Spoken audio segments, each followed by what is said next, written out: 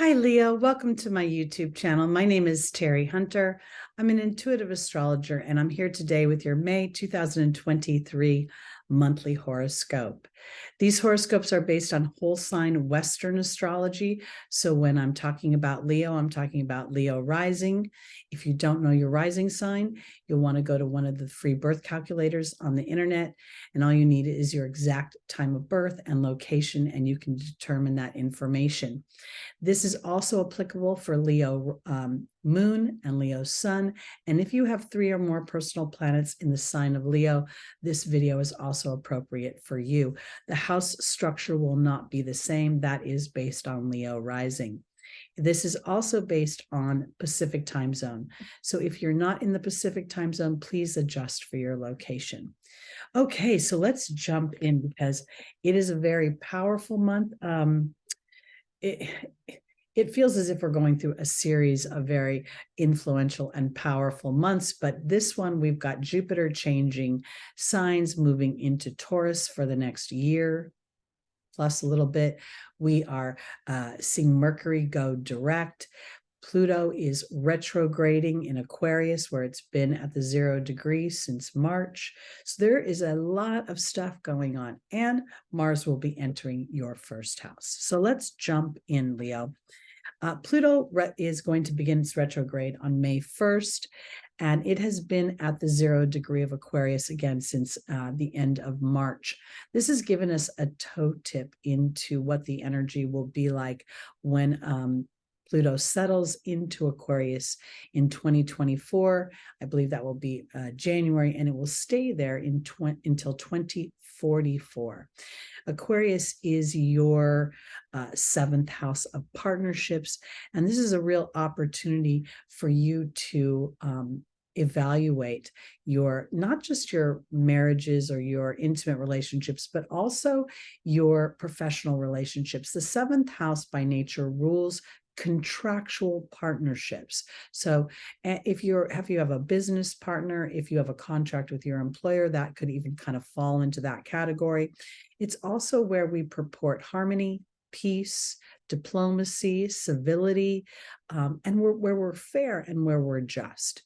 Aquarius by nature is innovative, it's liberating, it is rebellious against old structures that are antiquated and feel as if it's anchoring it into an energy that doesn't allow it movement and freedom. Very much Aquarius likes freedom.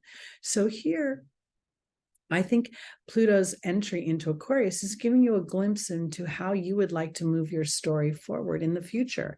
And I can't help but really kind of focus more on the career dynamic than I do the personal marriage relationships. And that's partially because of the lunar eclipse in the 4th house, and coming up, I will talk about that, and the new moon in your house, 10th house of career. So, and there's a lot going on in your 10th house. Taurus is your 10th house, a lot of stuff going on in there.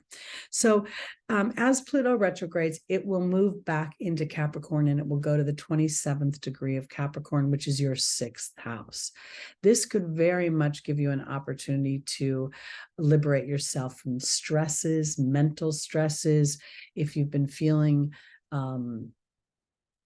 not healthy, or you've been feeling like your body could use a little bit of a cleanse, an overhaul, this very much could be when that takes place, when you're more motivated and feeling more intentional about that.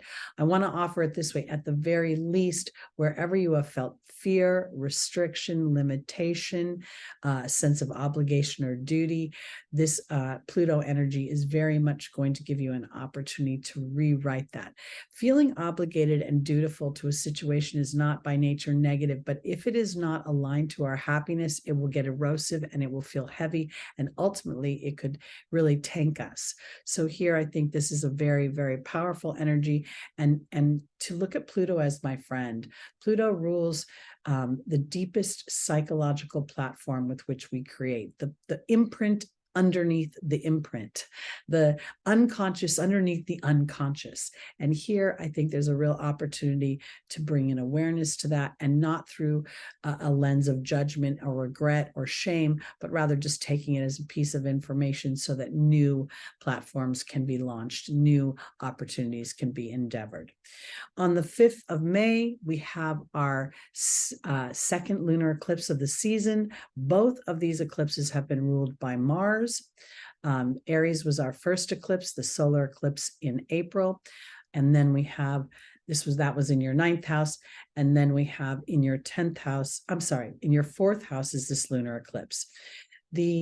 The idea that the moon is in Scorpio puts the sun in your 10th house of Taurus. And that sun at 14 degrees Taurus is making a conjunction to Uranus. This is playing back to the themes of what we've been, or what you've been experiencing, Leo, with Pluto moving into Aquarius. Uranus rules Aquarius, and having this conjunction in that 10th house of your public status, of your career, of how people see you as a leader, of how you give yourself permission to express your voice, to use your talents, to use your skills, is all up in that Taurus 10th house for you.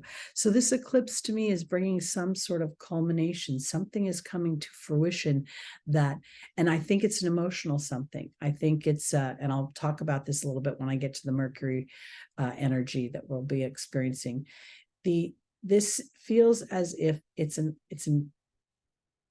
a release of some kind of an emotional, historic dynamic that no longer serves you. We also see Venus, which rules our self-worth. It rules our ability to make money. It rules our resources. It rules our family history. It is in Gemini. And in Gemini, that is going to be your 11th house of hopes and dreams and networks. So first, Venus, at the same time as the lunar eclipse, Venus is making a square to Neptune in Pisces and making a sextile to Jupiter in Aries. The square into Neptune feels as if it's this old version of myself. Venus in Gemini is going to be not only how I think, how I interact with my neighborhood, how I feel in relation to my siblings, my cousins. It's that energy that really Gemini rules so much of our everyday lives. So here, Venus at the Gemini degree in Gemini, making a square to Neptune in Pisces at 26 degrees, feels as if there is an argument between my emotional body, my intuitive body, and my mental body. And what it's doing is giving me an opportunity to really determine how I think about my self-worth.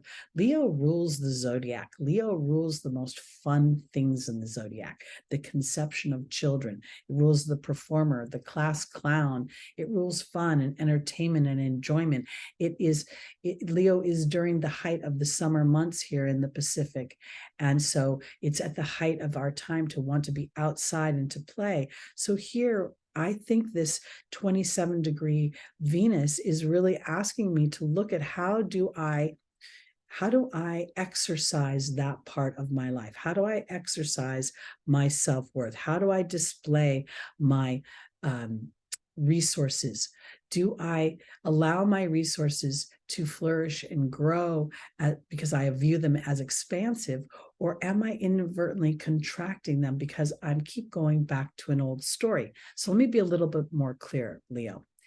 Neptune rules the 12th house of ancestors, of a soul's imprint, of that which we cannot see but lies, again, underneath. It has a cooperative energy to the 8th house of Scorpio. Scorpio is the focus of this lunar eclipse.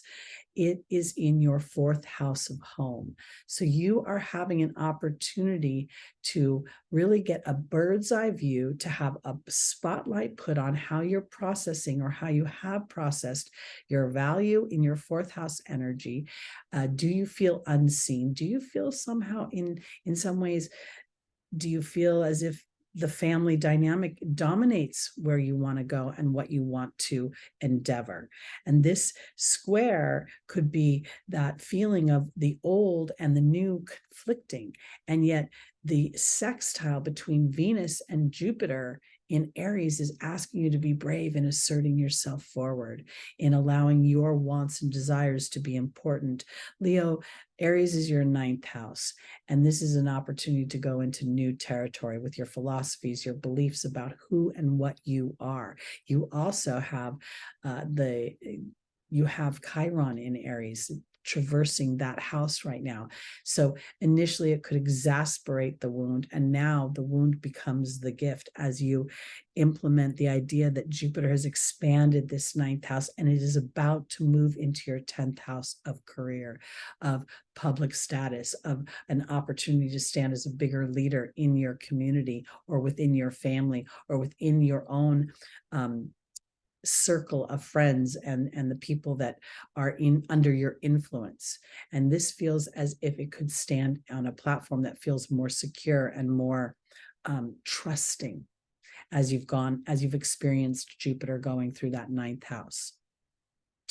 On the 7th of the month, we have Venus moving into Cancer, and Cancer is your 12th house. And this kind of plays back to the idea of what I was talking about with Neptune in Pisces, making that square to Venus. Pisces is your 8th house of transformation. I don't know if I mentioned that.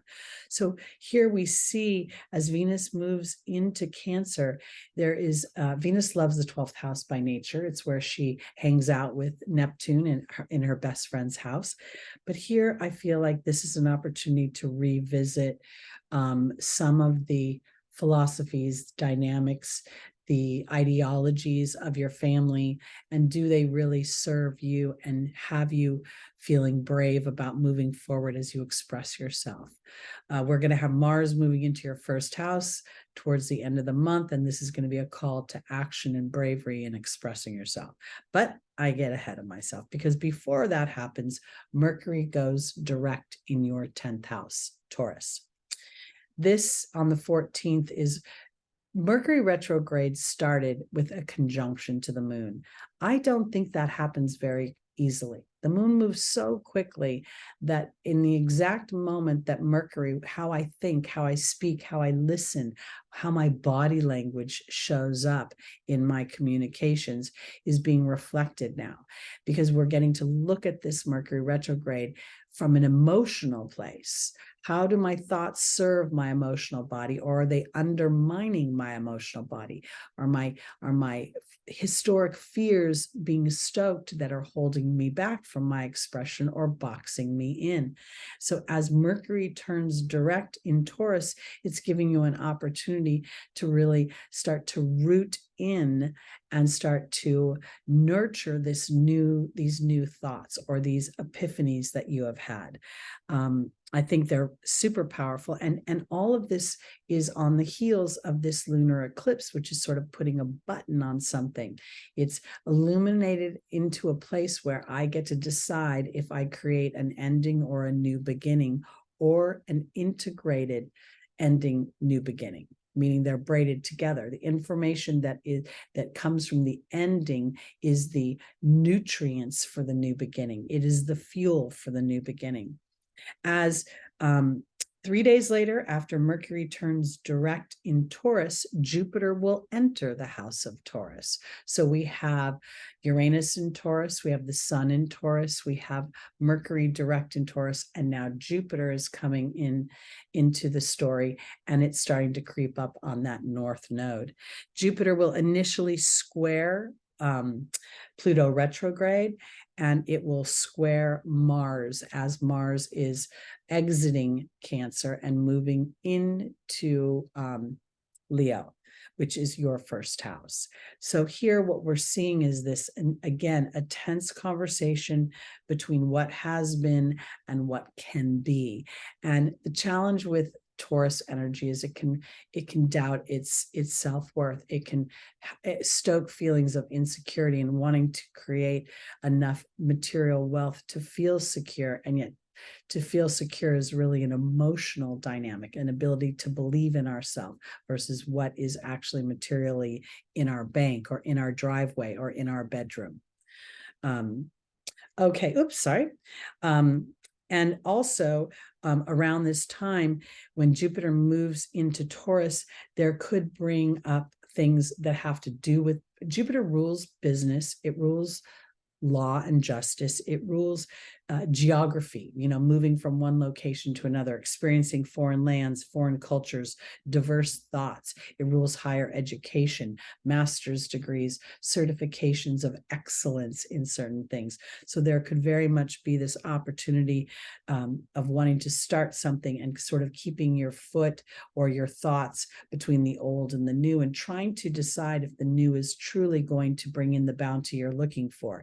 And the only way that really is going to be discovered is if you give life to this and you're willing to go through the tense journey of discovery and of rooting those dynamics into your material world, because you really could transform your career. You could transform how you make money. And very much having Leo with your 10th house being Taurus, you could be a chef, you could be in the produce industry, you could be in agricultural, you could be in sustainable goods. There's so much. You could be in the beauty industry, you could be in makeup, you could be in fashion. This is all really a really fun house for playing with the material and what the human can make in the material. So I hope you'll find this little bit of a period of time more of a gestating period of time versus feeling a push to take action just for the sake of creation. It's really important to take time to identify why you're doing something. I'm going to use myself as a quick example, because as I've built my YouTube channel, I initially the platform was to create passive income as I age. I'm 63 years old. I'll be 64 in October. And that becomes daunting. I never realized that because I've never had much of a button about my age. But now as I look forward, I have concerns. And I think it's important to identify if I'm going to spend too much time in the concerns or start to focus in on how it feels to perform my career, to endeavor the everyday activities of my career, and am I enjoying them? Because what I realized is that when I produce videos because I feel like I have to, they don't do as well as when I'm producing videos that I'm excited about getting to share information with you.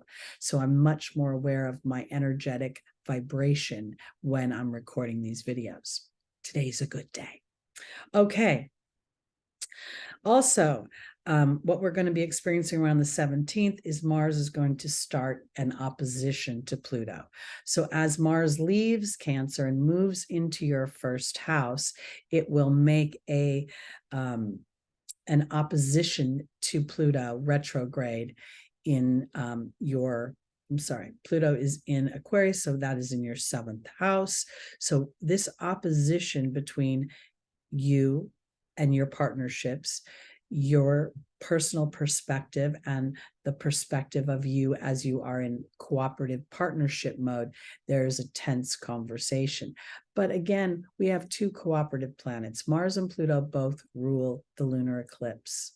So the illuminations that you had during the lunar eclipse, or as you're starting to have, because eclipses have a 6-month cycle, this opposition could very much work in your favor. Oppositions are never easy, but neither are squares, and frankly, neither are conjunctions. And sometimes the trines and the sextiles are so subtle that we don't feel those harmonic energies, except as a result of the initial square that happened before them. Because a square happens, I think, the way the things pattern out, the square hits first and the trine hits second. So this is very, very interesting to me because the illuminations of the fourth house that you had during the lunar eclipse, the seeds you're planting for this new moon that's going to happen on the 19th, we're going to get there next in Taurus, can really start a whole new cycle for you. But first, we're going to feel this tension. And this tension between Mars and Pluto in their opposition is going to form a fixed grand cross to the nodes. And the North Node is soon to be joined by Jupiter as it moves up into that 10th house. So there's going to be a real expansion and a feeling of anxiousness and impatience with the old story and wanting to move the new story forward. And I think an awareness of that impatience can actually take the impatience off the table. And then I have more, it's more of a tenacious versus impatient energy. And I think that's super important for in order to get your goals accomplished. So you don't become overly overbearing. That's the way I want to put it. Okay, because a fixed grand cross is, you're a fixed sign, and that it becomes a little immobile. And sometimes the fixed signs want things to change on the outside before they will change on the inside. And that is really kind of putting the cart before the horse. So we want to review what's going on the inside. And this was the lunar eclipse giving us information. This was Mercury's retrograde giving us information about our emotional body, because that retrograde was conceived with the moon involved. So I think this is super powerful. Now, the new moon on the 19th is at 28 degrees Taurus. It is at the very end of your 10th house, and it is the beginning of a flip in the lunar cycle. I'm going to give credit to Molly McCord because I was listening to her when she brought this up, and it was very powerful for me as a listener, because now the full moon will precede the new moon for a period of time before it course corrects. It happened because we had 2 new moons in Aries, and that second new moon was a solar eclipse, and that solar eclipse, that's not correct. Solar eclipse was on the 19th. The new moon was later in the month. But my point is that 2 new moons in Aries was really about how do I serve myself while I serve and am in leadership to others. So this idea that we're going to go through a period of time with a full moon preceding the new moon is going to give us so much more information before we endeavor new things, before we continue the nurturing of new chapters in our life. So this is important. This new moon is going to make a trine to Pluto in Aquarius. Again, a harmonious aspect, a favorable aspect. So as I'm planting those seeds in the ground of a new version of myself on an emotional level, what permissions am I giving myself as a Leo to see my life in a new light? The new moon is also sextiling Mars at 29 degrees Cancer, and it's sextiling Neptune at 27 degrees Pisces. This feels it's making, there's a dynamic here where it's not about judgment, it's not about regret, it's not about shoulda, coulda, woulda. This is just like, wow, I'm in the perfect place right now to be aware of my emotional body so that I am standing on both feet as I move my story forward, moving into the end of 2023, 2024, and moving forward.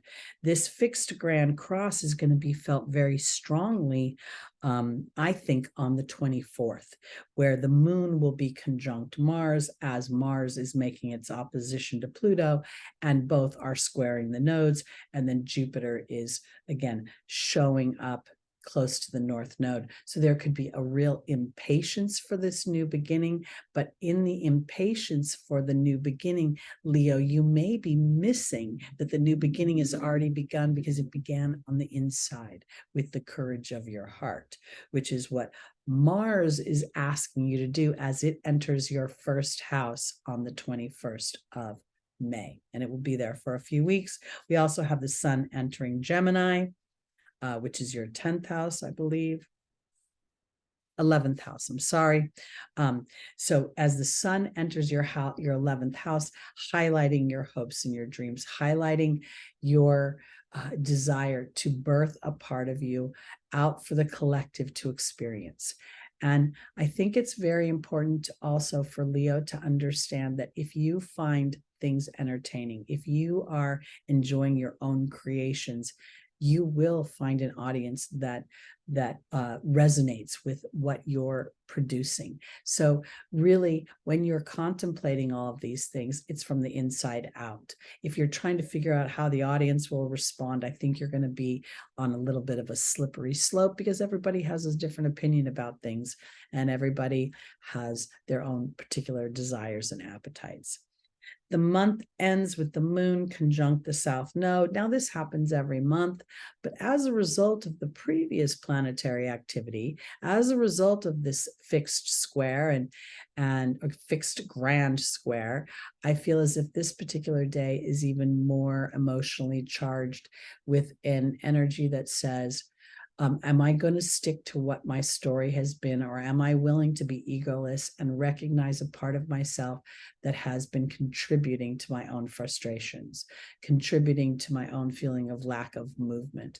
Again, there's this weird energy for me sometimes with the fixed signs where it's like they have an attitude where things have to change on the outside in order for me to change on the inside. And this is absolutely the opposite of how the laws of the universe work. It starts with the inside, and then we start to see evidence on the outside. So taking advantage of what you garnished during the Mercury retrograde in your 10th house of career, taking advantage of the idea that you're about to have a very expansive opportunity for the next year to change and to shift how you're seen in the public eye. And when I talk about the public eye, it doesn't have to be the whole world. It doesn't have to be your whole country. It could be just the community, the people that you influence on an everyday basis. See you differently, and they respond in a way that makes you feel applauded, makes you feel supported, makes you feel valued and cherished. And I think that's why the moon conjunct the south node in Scorpio, which is in your 4th house, may require you to be egoless to your story of your childhood, the story of your upbringing, the story of the influence that had. And if for some reason it was challenging, or it made you feel a little bit like you were pushing a rock uphill, maybe it's time to just leave that rock where it is and continue up the hill on your own. It could probably be a lot easier. So it's a very powerful month. I believe that the eclipses are ushering in new beginnings, but I believe the signs change, or this planet's changing signs, Jupiter, very powerful. Because Jupiter offers us a whole new belief system, a whole new faith in ourselves, and offers us an opportunity to see that in the material world through its business interactions. All right, everybody, that's it for my Leos. Thank you so much for watching my video. Again, my name is Teri Hunter. I'm an intuitive astrologer. Please like, please subscribe, please share, please comment. And if you'd like to, please join me on Sunday mornings, 11 a.m. Pacific time. That's where I do a tarot and angel spread for each one of the signs and get the angel's advice for traversing the week ahead's transits. All right, everybody, I'll be back next month. Peace out.